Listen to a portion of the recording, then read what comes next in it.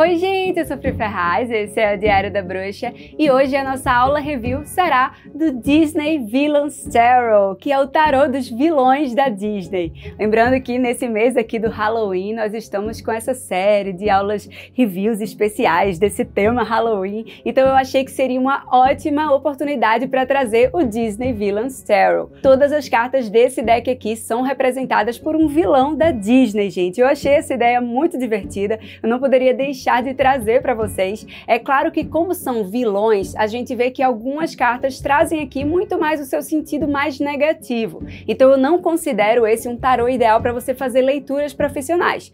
Ele é muito mais um deck de colecionador, para você ter aí na sua coleção de tarô e no máximo fazer algumas leituras para você mesmo. E claro, é um tarô muito legal da gente analisar e por isso eu tô trazendo aqui. Eu já vou avisando também para vocês que nesse tarô tiveram algumas cartas que eu amei e algumas também que, me desculpem, mas eu detestei. Então eu tomei a liberdade de também falar como eu teria feito essas cartas e eu tô curiosa para saber se vocês concordam comigo. Eu fui meio vilã da Disney aqui ao analisar esse deck para vocês, não se assustem. Então, sem mais delongas, vamos lá analisar o Disney Villains Tarot. Enquanto roda a vinheta, já vai deixando o seu like no vídeo e se inscreve aqui no canal.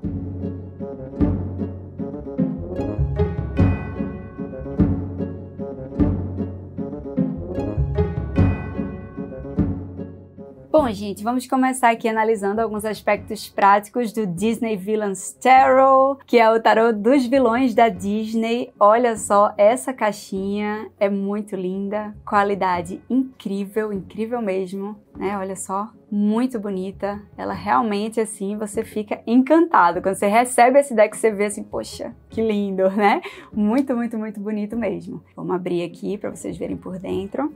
Tem esse verde aqui dentro. É realmente muito estilosa. Ela vem aqui com este livrinho, né? Então aqui é o guia, o guidebook, que vem junto com esse deck. Até esse momento, esse deck só existe em inglês, tá certo? Então até o momento que eu tô fazendo aqui essa aula review, ele só existe em inglês. E aqui, quando a gente vê esse livrinho, aqui os arcanos maiores, eles são até um pouco mais explicados, porque eles têm um parágrafozinho que explica a escolha do personagem. Mas assim, é bem resumido mesmo, tá? Nos arcanos menores não tem nem isso. Os arcanos menores é só falando um pouquinho sobre o significado da carta e assim, bem pouquinho mesmo, assim, é bem direitinho, resumido. Não dá para aprender tarô através desse livro aqui, mas dá para você entender as escolhas, né, das personagens para cada carta, né, para cada arcano. Ela dá uma breve explicaçãozinha aqui, tá bom? Então, assim, é um livro bem simples, é bonitinho,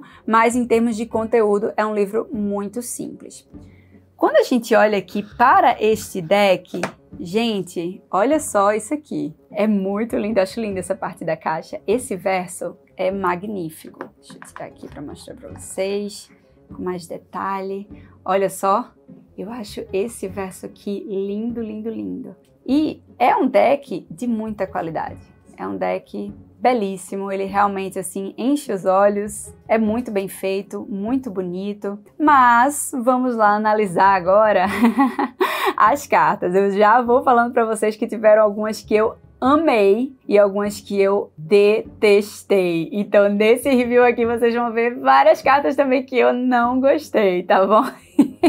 Mas eu quis trazer para vocês porque é um deck muito interessante e ele dá pra gente assim fazer várias análises das escolhas que foram feitas nele, dá pra gente buscar outras opções que a gente colocaria no lugar. Então achei que seria muito divertido trazer aqui esse deck. É claro que como é um deck que tá falando sobre os vilões, é muito comum as cartas virem aqui com os seus significados mais negativos. Então, por exemplo, a carta do mago vem com o lado mais negativo do mago, a carta da sacerdotisa vem com o lado mais negativo da sacerdotisa, a carta da imperatriz, um lado mais negativo dela. Então, é a proposta do deck mesmo trazer alguns vilões. Nem todas as cartas fazem isso, algumas a gente consegue ver realmente o simbolismo tradicional mesmo, mas muitas delas vão pender para o lado mais negativo. tá bom? É um deck de colecionador, eu não considero um deck que dá pra gente ir jogando pra outras pessoas, mas é um deck pra gente ter ali na nossa coleçãozinha e se divertir bastante olhando pra ele, tá bom? Deixa eu colocar aqui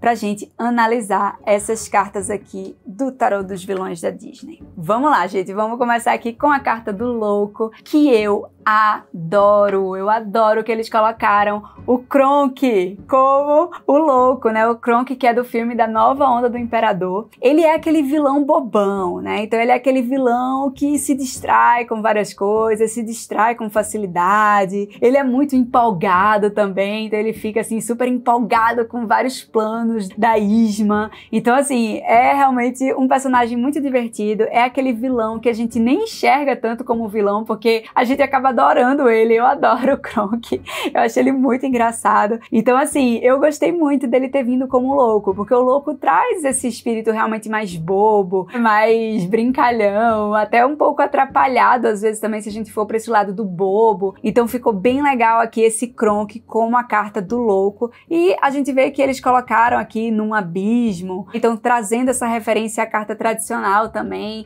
Eu achei divertido que essa cena faz referência a uma cena do filme também, que é a cena onde ele tá ali jogando Cusco, né, o imperador na água, e aí vem o anjinho e o diabinho dizendo faz isso, não faz isso. Então ele é até aquele vilão meio inocente, e o louco traz essa essência da inocência, né? Às vezes ele tem que ver se ele não tá sendo até bobo demais, se ele não tá sendo até inocente demais. Então a carta do louco aqui com o Kronk eu achei uma escolha muito acertada aqui desse deck.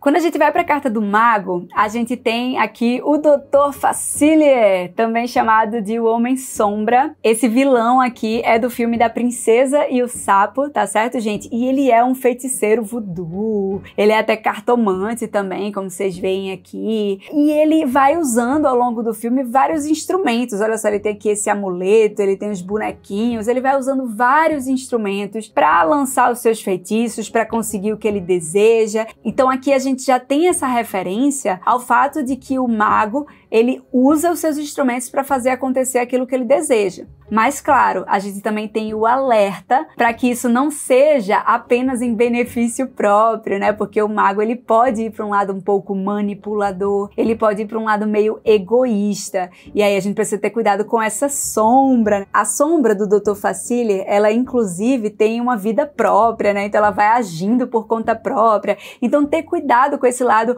um pouco mais sombrio também da carta do mago, né? Como eu disse para vocês, como é um tarô de vilões, é normal a gente ter muito latente esse lado mais negativo das cartas. Então tá aqui o mago como esse feiticeiro que sim faz acontecer o que deseja, mas que a gente precisa ter cuidado com ele, porque ele pode ser muito enganador, muito manipulador. É interessante também que esse vilão, ele tem amigos do outro lado, né? Ele diz que guiam as suas ações. Então ele tá sempre em contato com o outro lado, só que materializando seus feitiços, suas vontades aqui na Terra. Então quando a gente fala do mago, lembra que a gente sempre fala que ele é aquele que pega algo que está no plano não físico, como seus pensamentos, seus sonhos, e materializa no mundo aqui fora, ele faz acontecer? Então eu acho muito bacana que o Dr. Facilier tenha também esse contato com o outro lado e ao mesmo tempo esteja agindo aqui no mundo, aqui fora, né, no dia a dia, porque traz esse lado do mago também, daquele que manifesta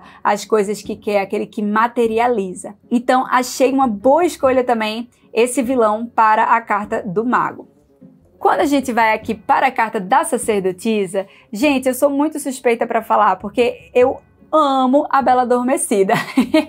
Então, assim, é claro que eu vou amar aqui essa carta, né? A gente tem Malévola aqui, que é a bruxa da Bela Adormecida. E Malévola tem aquela essência meio misteriosa, até um pouco sofisticada também. Eu acho ela uma bruxa chique. E ela tem uma magia poderosa. Isso, inclusive, é dito pelas fadas lá no filme, né? Aquelas 3 fadinhas. E ela tá ali fazendo suas magias, bolando seus planos. Ela descobre onde a Aurora está, então a gente tem essa ligação com o lado mais intuitivo, que descobre as coisas, que é algo da sacerdotisa também.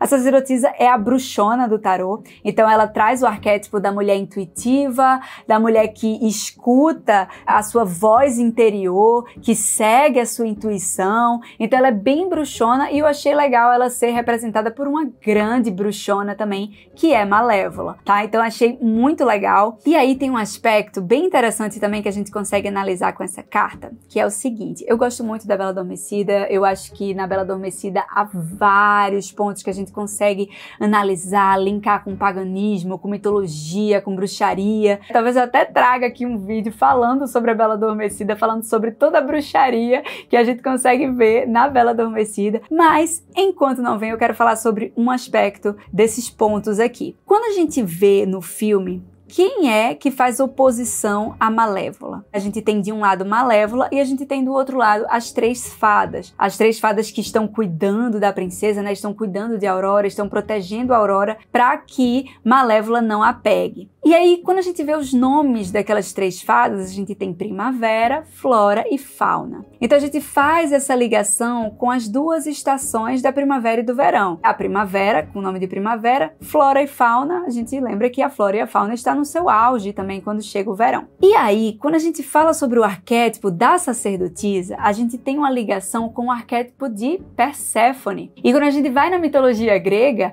Perséfone é aquela deusa que fica, né, que é raptada para o submundo por Hades, e ela fica lá, e aí sua mãe Deméter vai buscar ela, e aí ela acaba ficando metade do ano embaixo e metade do ano em cima. Quando a gente tá nas estações mais sombrias, né, como inverno, outono, é quando Perséfone está lá no submundo, ela reina como rainha do submundo. E quando ela sobe para encontrar a sua mãe, a natureza aqui em cima floresce, e aí a gente tem a primavera e o verão. Então a gente consegue ligar aqui Malévola, já que ela está fazendo essa oposição às três fadas, que são primavera, flora e fauna, a gente consegue ligar Malévola ao arquétipo de Perséfone também. Aquele arquétipo da rainha ali do submundo, que está ali no lugar mais sombrio, que está ali nas trevas. Então a gente consegue fazer essa ligação, que é um arquétipo muito tradicional de ser ligado à sacerdotisa. Eu quis trazer isso para que fique um pouco mais profunda também a análise dessa carta, porque eu achei uma ótima escolha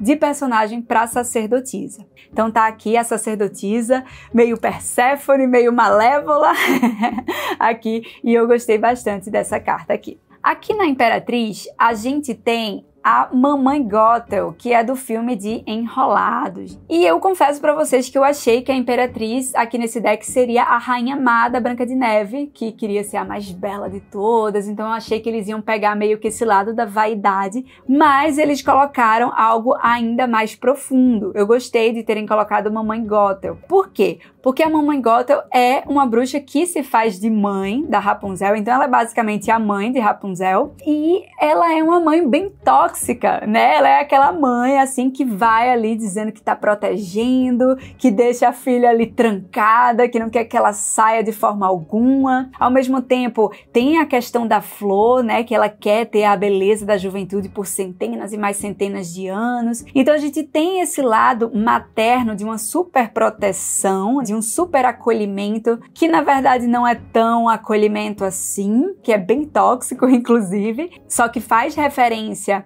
a esse lado mais maternal da Imperatriz, sim, só que levado para um ponto mais negativo, e ao mesmo tempo tem essa questão da vaidade aqui também, porque ela quer ser jovem. Ela na verdade já tem centenas de anos, mas ela parece ser mais jovem por conta dessa flor aí da juventude. Então assim, ela tá super protegendo Rapunzel, entre aspas, mas é por benefício próprio, tal. Então, assim, eu gostei bastante. Eu achei que ficou legal essa representação da Imperatriz aqui, trazendo essa mãe super protetora, entre aspas, e também essa ligação com a vaidade, de querer essa beleza da juventude eternamente. Então tá aqui a carta da Imperatriz, me digam o que é que vocês acharam. Agora, o Imperador, eu amei, tá? Eu confesso pra vocês que eu gosto mais quando trazem os filmes mais antigos. Porque, por exemplo, A Princesa e o Sapo, Enrolados, não é muito, assim, da minha geração. Eu gosto dos filmes mais antigos, eu gosto dos filmes mais clássicos da Disney. Então aqui no Imperador, quando eu vi Shere Khan, eu fiquei muito feliz. Pra quem não lembra, Shere Khan é de Mowgli, ele é aquele tigre, super autoridade da floresta de Mowgli. E ele é um antagonista, né? Ele é um vilão ali. Todo mundo tem medo dele e ao mesmo tempo respeita ele, o que é uma questão do imperador. O imperador é aquela pessoa que coloca a sua moral, que tem autoridade, todo mundo respeita os limites dele. As pessoas até têm um pouco de medo dele. E aí, no caso de Shere Khan, ele odeia os homens, ele odeia os humanos e por isso ele é o antagonista de Mowgli. Justamente porque ele vai ali querer acabar com Mowgli porque ele não gosta dos humanos. Mas se a gente observar, por que um tigre não gostaria dos humanos? Porque ele sabe que ele pode ser caçado. Então, o que motiva Shere Khan é a proteção. E o imperador, ele traça limites, ele coloca autoridades justamente para proteger o seu império. Então, gostei muito, muito, muito desse imperador aqui com Shere Khan. Adorei, assim, de paixão, assim, gostei muito mesmo. Adorei Shere Khan aqui, gente. Essa é uma das cartas que eu mais gosto desse deck. Em compensação, o Hierofante eu já não gosto muito, tá?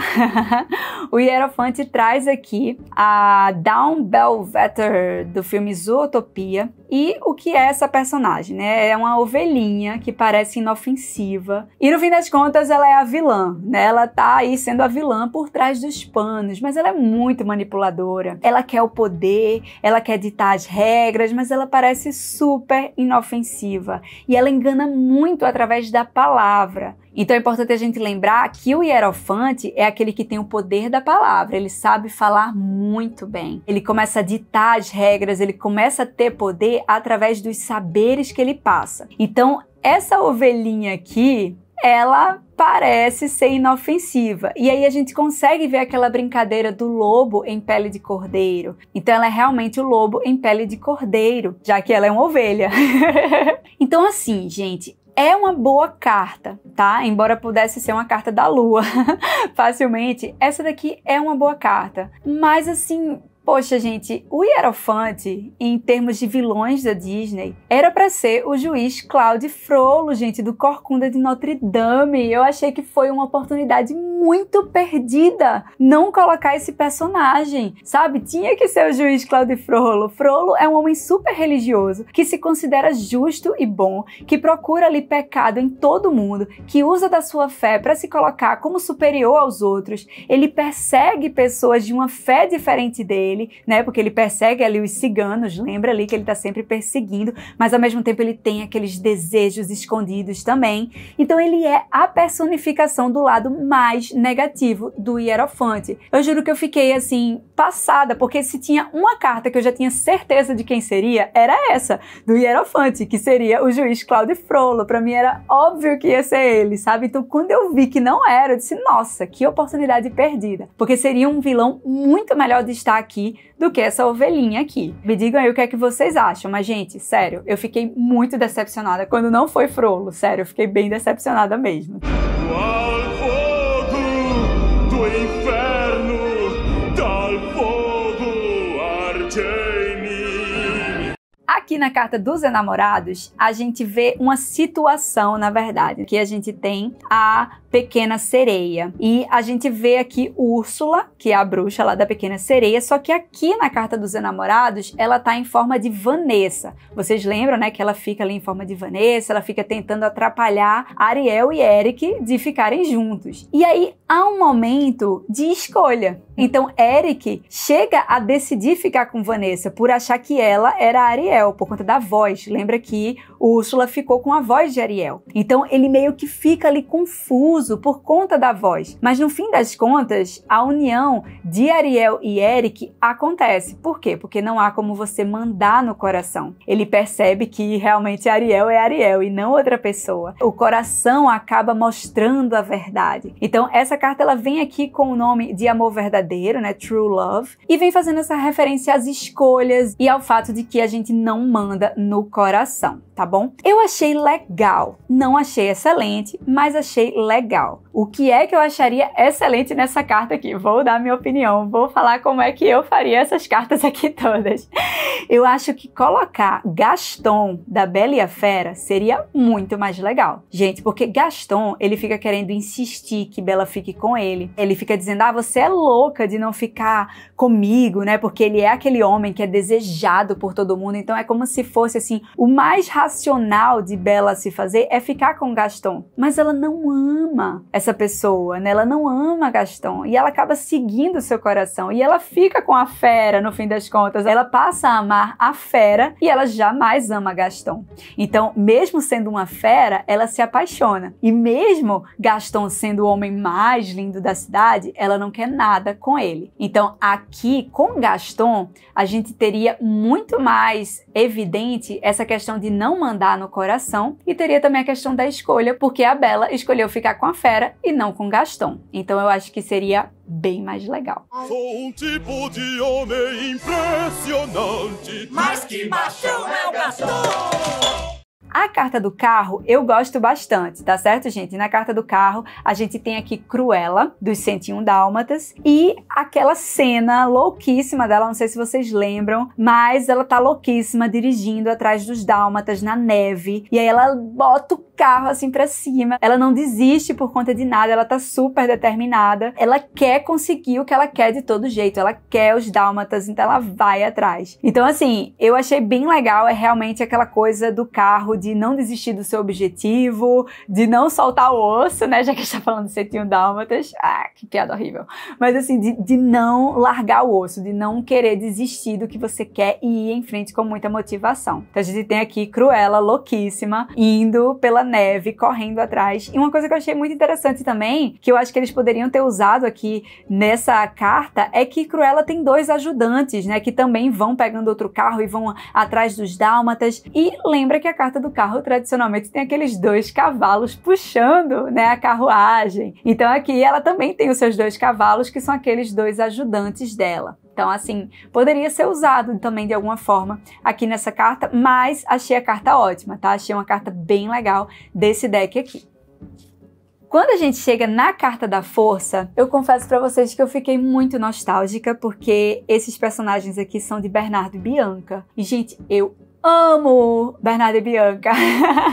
Eu adoro aquele filme, eu amo muito, muito, muito. Então aqui na Carta da Força, a gente tem Brutus e Nero, que são os jacarés da Madame Medusa lá do filme de Bernardo e Bianca, que são os 2 ratinhos. Mesmo esses jacarés aqui sendo grandões, a menininha Penny, ela não tem medo deles. Então ela vai ali, bota a moral em cima dos jacarés. Medusa também, né, que é a vilã, ela também manda nesses jacarés. Então a gente vê aquilo do domínio desse lado animal. Então o lado humano, o lado da inteligência tem muito mais força e domina essa força animal bruta aqui. Então quem tá comandando, quem tá dominando esses jacarés é o lado da inteligência, é o lado mais humano. Então eu acho legal essa carta. Eu não sei se tanta gente assim gosta de Bernardo e Bianca pra achar legal essa carta. Eu achei, mas é uma opinião bem pessoal mesmo, então eu achei bem bacana. Me digam aí o que é que vocês acharam. Eu gostei muito dessa carta aqui.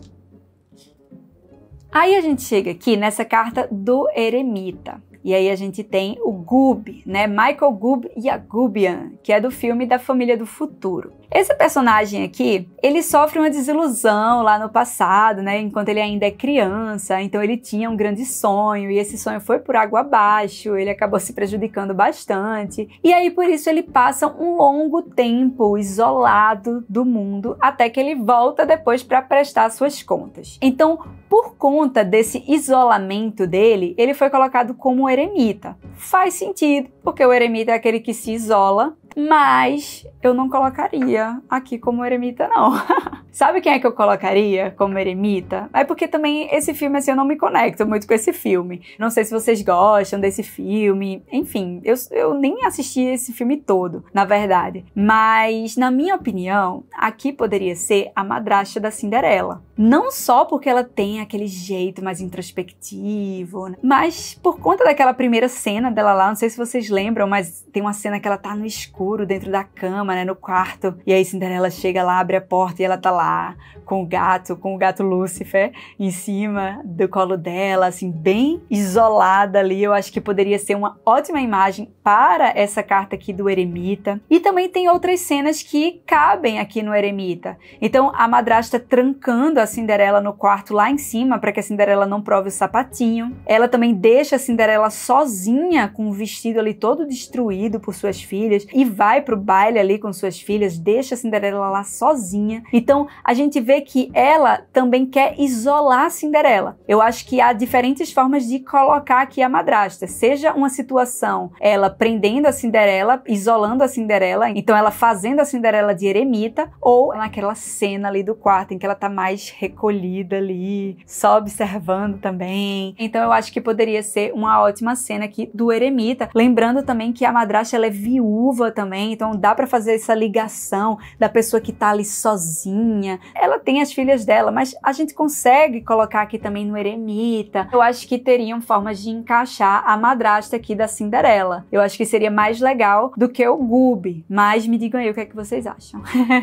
Me digam a opinião de vocês. Aqui, a gente chega na Roda da Fortuna. E eu adorei, gente. Eu adorei a Roda da Fortuna porque ela veio com a roca de Malévola. Então é aquela roca que a Bela Adormecida, né? Que a Aurora espeta o dedo e cai no sono ali. Por que que eu gosto dessa carta? Primeiro porque ela passa a ideia de ciclos. Lembra que Malévola fala que no 16º aniversário. Então é numa virada de ciclo. É no aniversário. Então olha só os ciclos aí sendo referenciados na carta da Roda da Fortuna. Ela também traz uma ideia muito tradicional da Roda da Fortuna, que é a ideia de mudanças bruscas e repentinas. Então tudo muda. Todo mundo estava acordado e de repente, por conta de um fator, todo mundo está dormindo. Então tem essa mudança brusca, os altos e baixos bruscos da Roda da Fortuna. E tem também a ideia de oportunidade, porque no fim das contas, ela acaba ficando com o príncipe por conta disso. Então é meio que aquela coisa dos imprevistos que vêm para o bem. E isso é muito tradicional da carta da Roda da Fortuna, porque é uma carta de sorte. Então, no fim das contas, mesmo passando por isso, a Aurora, ela é salva por seu príncipe, ela encontra ali o príncipe e ela termina muito feliz no fim das contas. Então, ela passou por isso, mas no fim deu tudo certo. Então, eu gosto bastante dessa carta, gostei muito dessa representação e achei extremamente inteligente. Gostei demais. Me contem aí o que vocês acharam. Eu gostei muito dessa representação aqui. Aí a gente chega aqui na carta da Justiça, que tem o professor Callaghan, que é do filme Big Hero 6. Eu não assisti a esse filme, gente, mas eu li sobre esse personagem porque eu não sabia nada sobre esse personagem aqui, nunca tinha nem visto, né? E eu vi que é um personagem que, na verdade, é um professor, e então a gente já tem a ideia dele ser muito racional, né? Ele é um cientista renomado, inclusive, então um homem muito inteligente, e a Carta da Justiça vai falar sobre esse poder do racional, ele é um homem genial, e aí ele é também um homem muito justo e correto em sua origem. Mas aí ele perde a filha, na verdade ele acha que perde a filha, e aí ele assume uma outra personalidade, um alter ego, que é esse vilão aqui, e ele vai buscar se vingar. Então o que a gente vê aqui é a junção de alguns aspectos da Carta da Justiça. Primeiro, a questão da racionalidade e inteligência, porque a Carta da Justiça fala sobre a gente ser racional. Também a ideia de castigo, de ter o que se merece, porque ele vai para se vingar, e a Carta da Justiça é a carta do karma. Ela fala sobre o castigo, né? Ela fala sobre a gente colher o que a gente planta. E também a gente tem a questão do equilíbrio entre dois lados, porque ao mesmo tempo que ele é muito justo e correto, ele também assume um papel de vilão. Então ele meio que tem essas duas personalidades se equilibrando. Então tá aqui a Carta da Justiça. É uma carta, assim, interessante. Eu não conheço esse personagem, então eu não consigo falar tanto sobre ele, mas a princípio parece ser interessante essa representação. Eu confesso pra vocês que eu lembrei, sabe de quem pra Carta da Justiça? Eu pensei que poderia ser a casamenteira de Mulan. Só que eu sei que ela não é bem uma vilã, sabe? Eu sei que ela não é uma vilã, mas ela é chata com Mulan, né? Então poderia colocar aqui a casamenteira.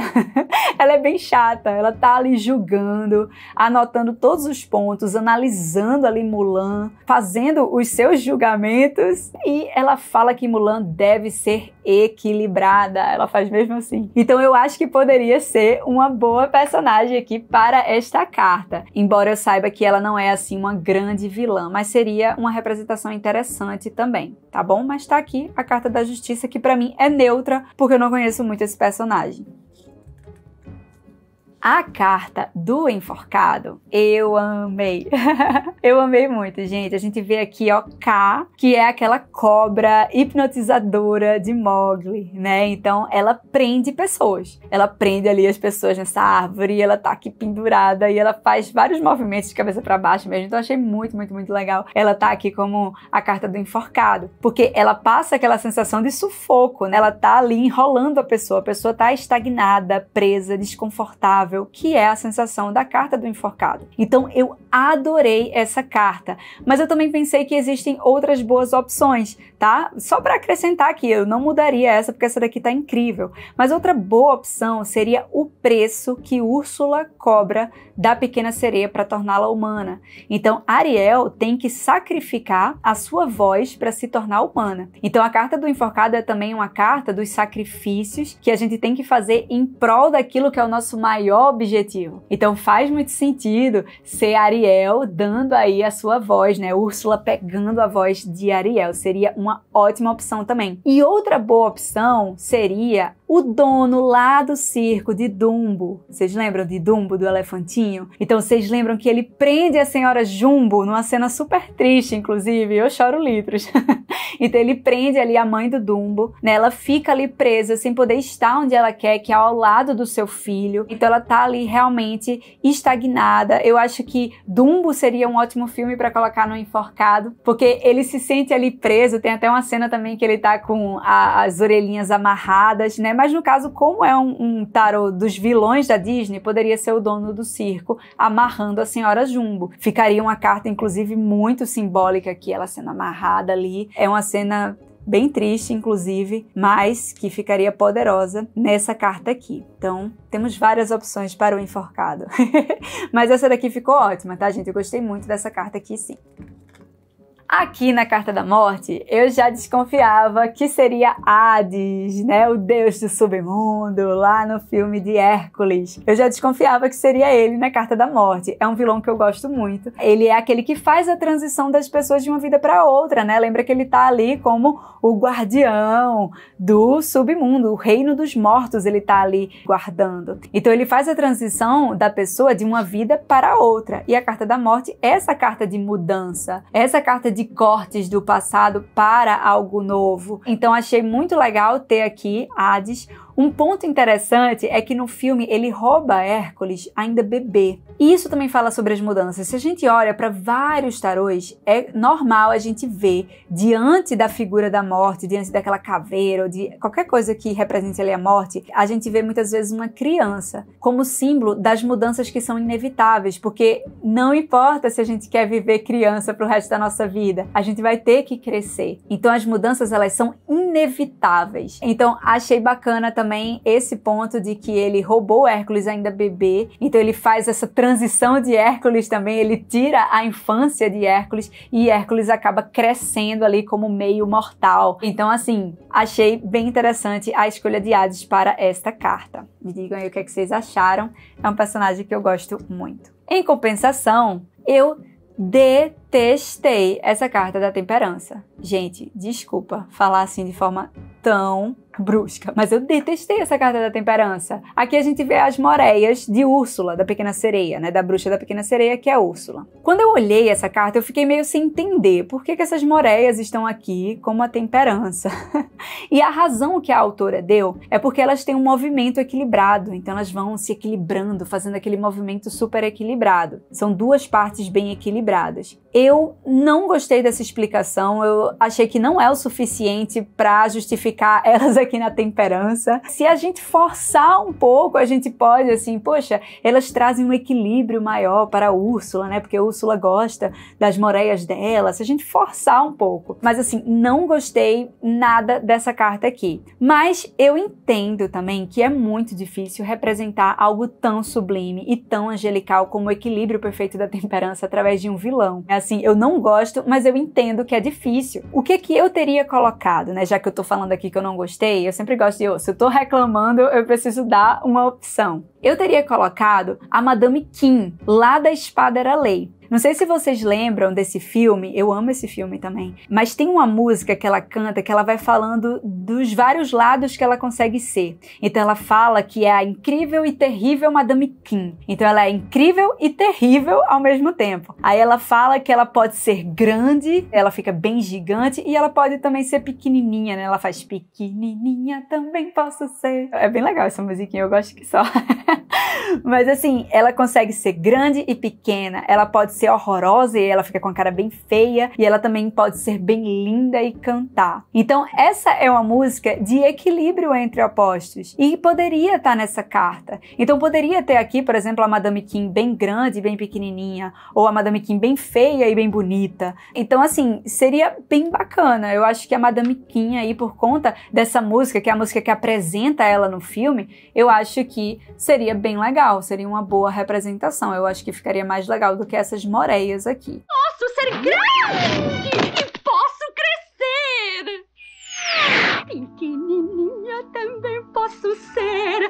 Aqui, na carta do diabo, eu também não gostei. Que personagem é esse aqui? É o Chernabog, de uma animação chamada Disney Fantasia. E assim, de uma forma bem resumida, ele é um demônio que personifica o puro poder do mal. Ele quer promover o caos e a destruição. Ele manipula almas, ele manipula a escuridão, né? Ele é a personificação do mal, ele é tipo um demônio mesmo. E eu achei essa interpretação extremamente rasa para a carta do diabo, gente. Eu acho que inclusive essa coisa do caos, da destruição, ele tá destruindo as coisas aqui. Eu acho que tem muito mais a ver, por exemplo, com a carta da torre do que com a carta do diabo. Então achei que foi uma representação muito rasa da carta do diabo. Não sei se ela quis colocar porque é o vilão preferido do Walt Disney, né? Eu não sei se foi por conta disso, mas assim, não achei legal. Eu acho que existem muitas outras opções que a gente poderia usar aqui muito melhores para a carta do diabo. Não é difícil encontrar um vilão que tenha a carta do diabo. Então assim, a gente poderia colocar aqui o João Honesto de Pinóquio. Não sei se vocês lembram dele, ele tem esse nome de João Honesto, mas ele tem esse nome porque engana, né? Ele é aquela figura persuasiva, ele gosta do caminho fácil, ele é materialista. Então assim, ficaria um ótimo personagem. Para mim, o que seria perfeito para essa carta seria Jafar, de Aladdin. Ao meu ver, essa seria a melhor opção se a gente colocasse Jafar, porque ele é aquele clássico mentiroso, né? Ele se esconde por trás da sua inteligência, por trás de uma eloquência, por trás de uma falsa sensação de poder, e ele tá sempre buscando poder. E detalhe que um dos desejos dele é se tornar o gênio da lâmpada, isso é muito poderoso. Só que ele esquece que o gênio é sempre escravo de alguém. Então, se ele for gênio, ele vai ter que fazer as vontades de alguém também. Então olha só que personagem incrível pra gente colocar como a carta do diabo. Ele achando que vai ter aquele poder que vai libertá-lo e na verdade aquilo tá prendendo ele. Então seria perfeito colocar Jafar aqui. Eu acho que foi uma grande oportunidade perdida também. Outra boa opção seria Clayton de Tarzan. Sabe, o caçador ali, ele é muito movido pelo materialismo, ele tem que prender, ele quer acorrentar os animais, ele coloca na jaula, né, e leva para o barco. E no final, como é que ele morre? Ele morre todo enrolado ali, preso nos cipós, né? Então olha só a referência também aos desejos que na verdade não nos libertam e acabam nos prendendo. Então seria também Clayton de Tarzan uma ótima opção para aqui. Essa carta poderia inclusive ser um mix de vários vilões aqui que são movidos pela inveja, pela vaidade, pelo materialismo. Então, Cruella, a madrasta da Cinderela, a rainha má da Branca de Neve, a Madame Medusa, né? Todas elas são muito assim movidas ou pela inveja, ou pelo materialismo, ou pela aparência. Então, olha só como seria bacana, porque essa é uma carta que fala sobre o perigo de quando a gente perde a medida nas nossas ambições, né? Então, quando a gente acaba exagerando na dose. Então, eu acho assim que foi uma oportunidade perdida. Não gostei dessa carta aqui. Quero saber a opinião de vocês, o que é que vocês acham. Para mim, Jafar aqui seria perfeito. Aí aqui a gente tem a carta da torre. Eu gosto dessa carta da torre, tá? Aqui a gente tem a torre onde a mamãe Gothel deixa Rapunzel presa. E é de fato uma torre de ilusões. Então Rapunzel tá ali trancada por falsos argumentos, ela tá sendo enganada muitas vezes, ela tá tendo uma visão completamente distorcida da verdade, mas essas ilusões serão quebradas e as máscaras vão cair. Olha só, o cabelo dela já tá aqui pra fora, né? Essas máscaras vão cair, ela vai sair dessa torre, né? Então, assim, eu gosto dessa carta, ela traz a ideia das ilusões, ela traz a ideia das verdades reveladas. Eu gosto dessa carta, mas, gente, a gente tá falando sobre a carta mais temida do tarô. Então, eu acho que ela merecia um grande vilão. Um dos maiores vilões da Disney. Então eu penso que aqui o Scar do Rei Leão, ele matando Mufasa, ficaria show, ficaria perfeito. Gente, ele pega as mãos de Mufasa e ele joga lá de cima. Então ele derruba Mufasa lá de cima. Isso é a carta da torre, é o irmão. Então Mufasa não tá esperando isso do irmão. A carta da torre é aquele golpe que você não espera, é a sensação de queda. Então Scar vai falando ali, vida longa ao rei, e joga, né? É uma super traição que ele faz ali. Ele vai soltando as garras de Mufasa lá do alto. Então, assim, seria perfeito essa cena aqui para a carta da torre. A gente veria a queda, a traição, a surpresa. E lembrem-se também que a carta da torre, as cartas tradicionais da torre, é comum a gente ver uma coroa caindo. Então, assim, estaria perfeito o rei ali caindo. Eu acho que ficaria perfeito demais. Então, eu gosto dessa carta aqui. Eu achei uma boa escolha, mas eu acho que se fosse Scar matando Mufasa, seria muito, muito, muito melhor.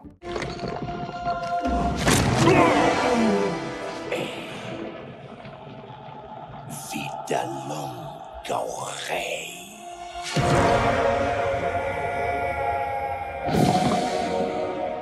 Agora, finalmente, os refrescos.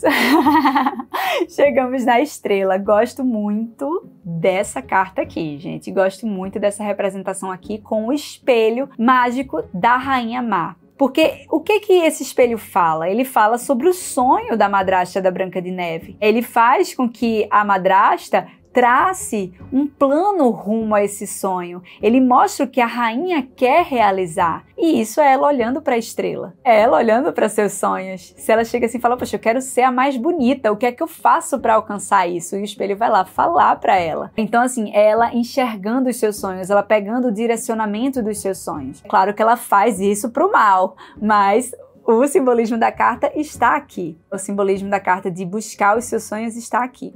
Então, gostei muito dessa representação aqui. Achei inteligentíssima. Gostei bastante. Eu não fazia ideia do que eles iam colocar na carta da estrela. Me surpreendi muito positivamente quando vi aqui esta carta. Aqui, nessa carta da lua, eu amei também de paixão, porque a gente vê Isma, que é a conselheira do Imperador Cusco, da Nova Onda do Imperador. Eu adoro a Nova Onda do Imperador também, gente, acho super divertido.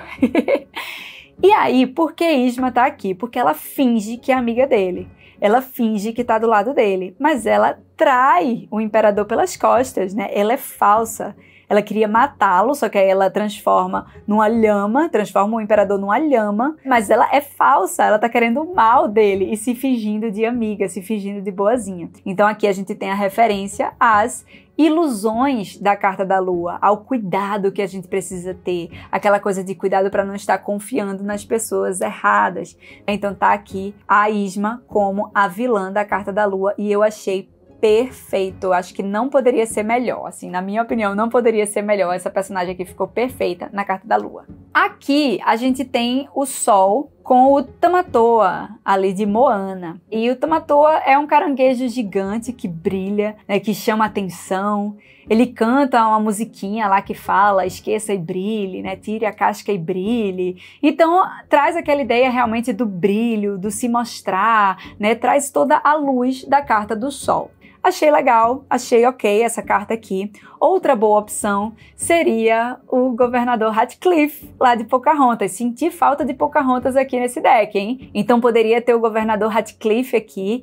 E lembra que ele quer o ouro, ele fala que o ouro é dele. Tem até aquela música que ele fala, é ouro e é meu, meu, meu. Ele aparece também vestido de ouro, todo brilhando, né? Depois ele coloca a coroa do rei. Então ele quer ser o próprio sol, né? Ele quer brilhar. brilhar muito. Então eu acho que seria ótimo aqui ele com aquela roupa, quando ele bota a roupa amarela assim nos pensamentos dele e fica ali brilhando, se imaginando na corte, super importante. Então acho que seria bem legal, mas o caranguejo aqui de Moana também ficou legal, tá? Foi uma boa representação. Eu que sou meio velha, gente, aí eu gosto dos filmes mais antigos mesmo, eu sou dos anos 90, então eu vou puxar sardinha para os filmes mais antigos. Como, por exemplo, aqui temos no julgamento a minha queridíssima Rainha de Copas. A Rainha de Copas, que é de Alice no País das Maravilhas. Eu amo esse filme. Também é um filme cheio de simbolismo, gente. Queria muito trazer uma análise de Alice e todos os símbolos que estão lá. Eu acho que a gente, inclusive, encontra muita coisa dos simbolismos do tarô dentro de Alice, né? Muito legal mesmo. Mas vamos lá falar aqui sobre essa carta do julgamento da Rainha de Copas. O que a Rainha de Copas faz? Ela fica mandando cortar as cabeças das pessoas sem dó nem piedade. Então ela coloca um fim ali na pessoa e ela inicia algo novo. Ela olha ali para as rosas e ela fala, não quero rosas brancas, quero rosas vermelhas. E aí depois ela fala, não, mas eu quero tal coisa. Então ela tá sempre aí renovando as coisas que ela quer e cortando as cabeças de quem não quer fazer o que ela quer, sabe? Ela não perdoa, ela guarda as coisas dentro dela. E isso é um alerta da carta também, né? Lembra que o julgamento puxa a nossa orelha da gente deixar as coisas do passado para trás. E a rainha, ela só deixa para trás depois que ela corta a cabeça, né? Então ela é meio má. Mas assim, eu acho que dentro do julgamento, ela fica até um pouco confusa. Eu acho que seria uma carta mais legal na justiça. Eu acho que seria uma ótima personagem para a justiça, porque a justiça tem aquela coisa do castigo. Então assim, da espada, do uso da espada. Então eu acho que seria mais legal se fosse na justiça. Mas a gente consegue entender o porquê do julgamento, ela realmente coloca fim nas coisas, fim nas pessoas, quer mudar as coisas todas, e o julgamento é aquela carta de se abrir para o novo, de deixar o passado para trás, de cortar o passado de uma vez por todas, deixá-lo lá para trás, tá certo? Eu vou ser bem sincera, eu acho que eu gosto porque eu gosto muito de Alice no País das Maravilhas. Mas assim, me digam o que é que vocês acham. Eu tenho sentimentos mistos em relação a essa personagem aqui nessa carta, mas eu acho que eu gosto. Eu acho que, inclusive, aqui, ó, vou até antecipar um pouquinho a Carta do Mundo. A Carta do Mundo veio com o Rei de Chifres, do Caldeirão Mágico, do filme do Caldeirão Mágico. Ele foi colocado aqui na Carta do Mundo, mas ele funcionaria bem na Carta do Julgamento. Por quê? Porque ele queria montar o seu exército de mortos-vivos. Então, tem aquele simbolismo da ressurreição, de você se abrir para algo novo, de você começar uma vida nova. Então, seria uma boa representação para a Carta do Julgamento, esse Rei de Chifres aqui. Mas eu gosto da Rainha de Copas. E já que eu adiantei aqui a Carta do Mundo, vou falar sobre ela. Eu achei, gente, uma escolha um pouco problemática para a Carta do Mundo, mas eu entendo. Vou explicar o porquê que eu acho o Rei de Chifres do Caldeirão Mágico meio problemático. O principal ponto é que o Caldeirão Mágico foi um dos maiores, se não o maior fracasso da Disney. Sabe assim, o filme, ele é legal, ele é bom, mas ele foi um fracasso de bilheteria. Ele foi realmente um prejuízo para a Disney. Então, eu acho que colocar um filme que é conhecido por ser um fracasso numa carta que é uma carta de sucesso, que é uma carta de completude, de algo bom que vai se realizar, eu achei um grande erro, assim, eu não sei, não gostei não, tá? Mas eu entendo aqui que, na verdade, ela tá só usando o enredo do filme. Então, quando a gente vai para o enredo do filme, o Rei de Chifres quer ali conquistar o Caldeirão Mágico e ele consegue sim montar o seu exército de mortos-vivos através desse objetivo. Então, ele vai lá, ressuscita os seus mortos-vivos. Então, de certa forma, ele consegue sim alcançar alguns objetivos, ele consegue coisas que ele quer. E a Carta do Mundo é sobre essa sensação de realização, essa sensação de completude. Então, consigo entender o porquê ela colocou, embora não concorde muito com o Caldeirão Mágico aqui na Carta do Mundo. Mas assim, achei que é ok. Não adoro, mas também não detesto essa carta. Eu achei que é ok. Quando a gente vai aqui para os arcanos menores, tem algumas cartas que eu acho até ok, algumas cartas da corte. As cartas de número, eu não gosto muito. Algumas assim, não ficaram tão legais, parece que são só, assim, elementos colocados de forma aleatória, sabe, assim, não contam uma história, são só um elemento ali. Não acho que ajuda, principalmente quem tá começando a estudar os arcanos menores, não acho um bom deck de arcanos menores, tá certo? A gente tem até umas cartas da corte que são interessantes. Então, o Rei de Paus aqui vem com Jafar, o que faz sentido, porque o Rei de Paus, ele tem aquela eloquência ao falar, ele é aquele que se mostra, ele dá o exemplo. Então, assim, Jafar tem essa postura meio de se mostrar poderoso, de se mostrar inteligente, de se mostrar sábio. Ele é bem, assim, persuasivo. Então, acho que é uma boa escolha. A Rainha de Paus aqui, a gente tem a Rainha Má, e eu achei muito interessante essa carta aqui, porque a Rainha de Paus, ela é muito atraente, e ela é atraente nas duas formas dela aqui, a Rainha Má, porque aqui ela é muito bonita, e aqui ela convence a Branca de Neve. Então, seja de que forma for, ela é magnética, ela consegue magnetizar as pessoas, e a Rainha de Paus é magnética. Então, eu achei interessante essa carta aqui, né? Mas tem umas assim que eu realmente, não sei, me dá a sensação de que foram feitas com um pouco de preguiça, sabe? Assim, não curto muito não, gente. Vou ser bem sincera com vocês. É bonito, mas eu não acho que é tão legal as cartas de números, sabe? Aqui a gente tem o Rei de Ouros, e aí tem o Príncipe John, né? Esse é o Príncipe John lá de Robin Hood, com suas moedas, né? Mostrando aquele lado materialista. O Rei de Ouros, ele quer ali ter sua riqueza, quer juntar riqueza. A Rainha de Ouros aqui com a Madame Medusa, que tá em busca do diamante, então trazendo esse lado mais materialista. Aqui a gente vê que realmente as cartas estão como vilãs mesmo, né? A gente vai vendo o lado mais negativo delas, tá? Mas as cartas da corte, gente, elas têm muito lado positivo, tá certo? Elas são mais positivas do que negativas, inclusive, tá bom? É porque esse tarô é um tarô de vilões. Mas aqui, eu gostei muito da Medusa aqui. Então, olha só pra dar um exemplo aqui de um número, aqui a gente tem o 4 de ouros, né? O 4 de ouros, que é uma carta de você meio que guardar suas riquezas, de você não querer compartilhar, às vezes pode até representar alguns pensamentos mesquinhos, ou então excesso de apego. E aí eu acho que, não sei, só o baú com as moedas aqui, esse baú aberto, não me passa a sensação de que isso daqui está sendo guardado, me passa a sensação de que isso aqui está aberto. Então poderia ter uma pessoa abraçando esse baú, poderia ser Medusa pegando o diamante e ficando com ela, abraçando aquele diamante com ela, sabe? Então eu acho que colocaram elementos aleatórios aqui, só que poderia ser feito com mais cuidado, com mais atenção, essas cartas dos arcanos menores também. Essa daqui eu não consigo nem entender o que é que representa. Só vejo aqui que tem 5 moedas, e eu não sei se isso daqui são aqueles ossos do Rei Leão, naquele lugar lá do Rei Leão das hienas. Eu acho que é, ó, aqui a pedra. Então é aquele lugar ali cheio de ossos que as hienas ficam, sabe? Porque é um lugar que não tem muita abundância. Então aqui o 5 de ouros que mostra, né, que ai, não tem o bastante, tá faltando coisa. Mas eu acho que falta aqui ter as hienas achando ruim isso, sabe? As hienas abandonadas aqui, sabe? Assim, para não ser algo tão enigmático, tão aleatório assim. Aqui, ó, o Rei de Espadas é Scar. Eu gosto de Scar aqui porque Scar é muito inteligente, e o Rei de Espadas é inteligente. As garras estão bem de fora para trazer aquele lado mais afiado, né, já que a gente tá falando de espadas. Então eu gosto, acho uma representação legal. Gostei da madrasta aqui, da Cinderela na Rainha de Espadas, porque ela é, assim, crítica, analítica, durona. Eu achei legal.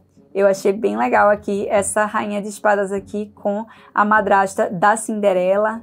E deixa eu ver aqui mais cartas da... Ah, esse aqui é bem legal. Quando a gente olha aqui, ó, o Rei de Copas e a Rainha de Copas, que a gente tem o Capitão Gancho e Úrsula. E eu acho que eles quiseram colocar essas figuras por serem figuras marítimas, né? O Capitão Gancho ali, que tá ali se equilibrando em cima do barco. Então ele tá ali dominando o mar. Então ele é um capitão das águas. E aqui, Úrsula, que tá dentro da água, né? E Úrsula tem aquela coisa também de ajudar os corações infelizes. E a Rainha de Copas, ela é muito voltada para o sentimental também. Ela pega as dores dos outros para cuidar também. Então achei bem legal essa carta aqui de Úrsula como a Rainha de Copas. Mas tá aqui, olha só, o Gaston aqui como Cavaleiro de Copas. Gaston que tá ali viajando na maionese, jurando que Bella acha ele o máximo, né? Então trazendo aquele lado mais fantasioso do Cavaleiro de Copas, porque o Cavaleiro de Copas é um grande idealizador, fica idealizando as coisas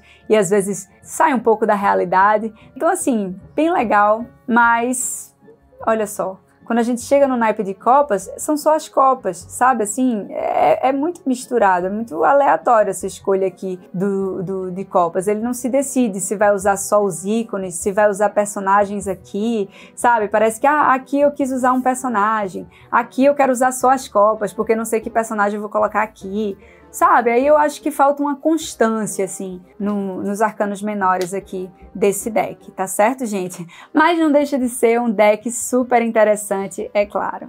Esse foi o Disney Villains Tarot. Me contem aqui nos comentários o que é que vocês acharam desse deck, se vocês concordaram comigo com algumas observações aqui também. Lembrando que vocês encontram as aulas reviews de muitos outros decks aqui no canal também, em uma playlist só de aulas review aqui no canal. E se você ainda não se inscreveu aqui no Diário da Bruxa, se inscreve aqui embaixo, ativa o sininho para receber todas as notificações de novos vídeos e não se esquece de dar like nesse vídeo aqui também. Me segue no Instagram, @Diário da Bruxa, lá tem muitas dicas de tarô diariamente e me acompanha no TikTok, @Diário da Bruxa também, que eu tô por lá. Um beijo, muita paz, muita luz pra você e até a próxima aula review.